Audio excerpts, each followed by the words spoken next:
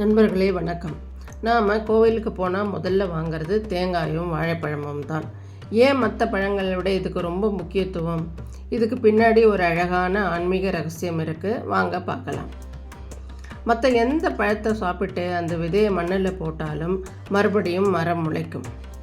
ஆனால் ஒரு வாழைப்பழத்தை சாப்பிட்டு விட்டு அந்த தோலை எரிந்தாலோ அல்லது தேங்காயை சாப்பிட்டு அந்த ஓட்டை போட்டாலோ அது மறுபடியும் முளைக்காது. அதாவது ஒரு முறை தன்னை அர்ப்பணித்து விட்டால் மீண்டும் பிறவி கிடையாது என்கிற பிறப்பற்ற நிலையை இது குறிக்கிறது. தேங்காயில் இருக்கும் அந்த மட்டை நமது மாயை, அதன் ஓடு நமது அகங்காரம். அந்த ஓட்டை உடைத்தால் உள்ளே இருக்கும் மென்மையான பகுதி தான் தூய்மையான மனம்.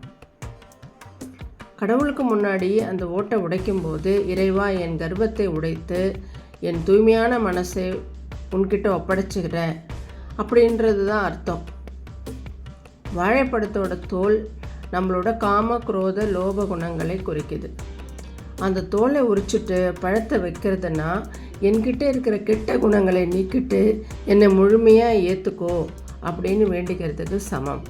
கடவுள் நம்மக்கிட்ட தேங்காயோ பழத்தையோ எதிர்பார்க்கல நண்பர்களே. அந்த தேங்காய் உடையிற மாதிரி நம்மக்கிட்ட இருக்கிற தான்கிற அகங்காரம் உடையணுங்கிறது தான் உண்மையான தத்துவம்.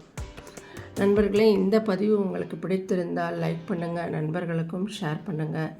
நம்ம சேனலை இது வரைக்கும் சப்ஸ்கிரைப் பண்ணலைன்னா இப்போ பண்ணிக்கோங்க. பக்கத்தில் இருக்க பெல் ஐக்கானையும் ப்ரெஸ் பண்ணிக்கோங்க.